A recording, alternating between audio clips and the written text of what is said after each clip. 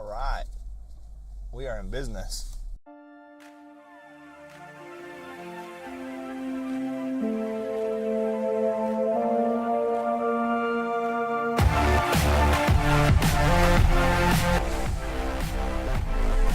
So tonight, coming home from class again. My class was supposed to start at 7:10. It's now 8:10. The professor got it done in like 45 minutes. Boom, we were out. It was awesome. He told us we would too. It's 3 lectures tonight, all in one. So that was nice. Now, today, and let's flip a Yui here.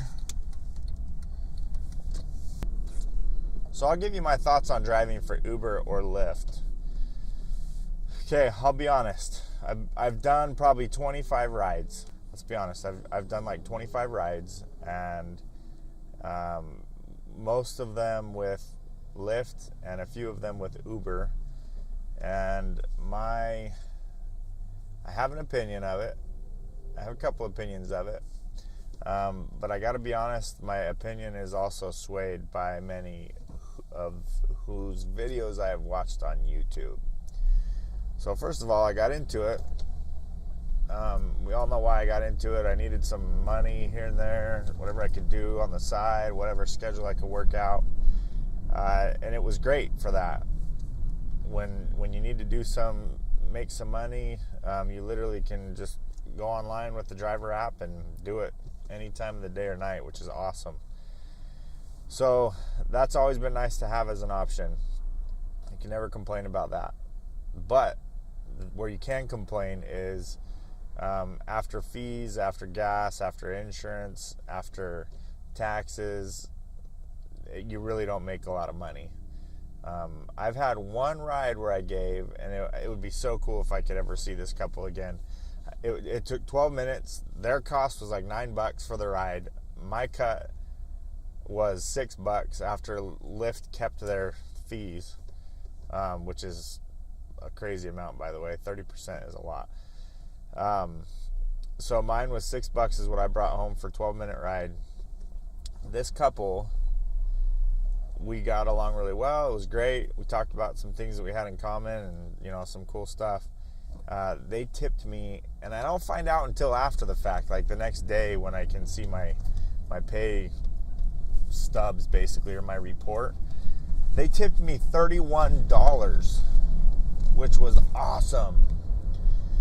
That's a huge tip. Let's be honest. I don't care what industry you're in. When you tip 3 times more than your actual bill was, that was a lot, more than 3 times more. That's very generous. These people were really cool. I'd love to be able to find them and thank them for it. Okay, so here's the thing. That doesn't ever happen, right? That's not common. That's super uncommon. In fact, that same night that I drove and got that tip, I think I gave like 11 or 12 rides. And they were the very last ride that I gave, and they were the only ones that tipped me that whole night. And we're talking people of all ages, people going to different things, probably of different economic statuses, giving them rides to work, giving them rides to dinner dates, music festivals, just the grocery store, like you name it, all different types. All those that I just named were all in the same night. This last couple at the very end was the only one that gave me a tip. Now, their tip evened out my rides to where it would have been, maybe a few bucks per person, which is great. That helps a lot. And very much appreciated. But could you imagine if people actually tipped more often? Then you'd be able to make a lot more money, because that stuff's there's no fees taken out of the tips, which is really awesome. But them doing that made that whole night really worth it. Without that, it would have been not worth it at all. Spending as much time as I did driving around, it's great when you get this nice ride to take people super far. It's a nice long ride, but then you're like so far away from anybody that's trying to go the other direction that you're kind of stuck, and it sucks. So there's a lot of times where it just wasn't really worth it for me financially. And I haven't quit riding for Uber or Lyft. I haven't quit.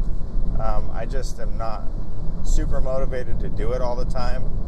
There really is a few times, specific times, where it's very beneficial to you. The morning commute is a really good one. Saturday nights, Sunday nights, Sunday during the day, whenever things are actually going on, that's really probably the only time it's really beneficial. If you do it during the day, during the week, not so much happening.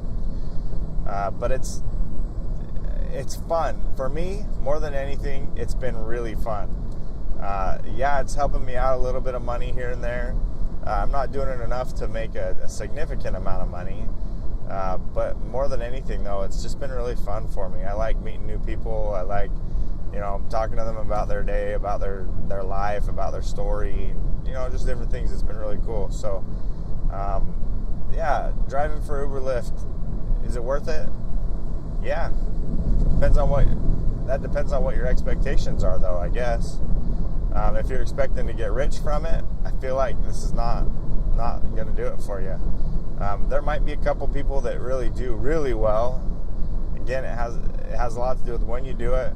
It has a lot to do with how much you put into it, right? If you do the research, you figure out where the hot spots are, where maybe the higher end people are that are more likely to tip you, things like that, then it can be something that's advantageous to you. But if you're just clocking in the morning and clocking in at the end of the night, doing it all day long, chances are you spend a lot more money in gas and wear and tear on your vehicle than you did making a significant amount. I've seen a lot of people average it out, and I've done it myself too, where I average everything out, and I haven't done taxes on them yet, because you pay taxes at the end of the year for your whole year's earnings. But that part out of it, I'm making like $10-12 an hour. Not that much money, especially when you factor that I got to do taxes later too. So, and depreciation on my vehicle, that's not factoring any of that in. So it's not a lot of money. It's way better than going and, some minimum wage jobs that might suck for you. In my opinion, it's way better than that. So that's why I would rather do this. But if you, there's just a lot of things to weigh in, a lot of things to consider. But if you need money, you need flexibility. If you got a vehicle that you can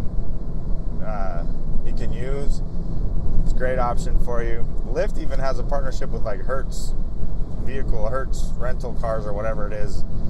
There might even be other ones too, but they've got a partnership with them to where you can rent a car from Hertz through Lyft, and you don't even have to, like, if you make a certain amount of money, well, boom, you're not using your own vehicle, you're not, you putting any wear and tear on your own vehicle, but you're borrowing another vehicle or renting another vehicle that basically they'll pay for if you're making a certain amount of money or driving a certain amount of time. So that could be really worth it in that situation.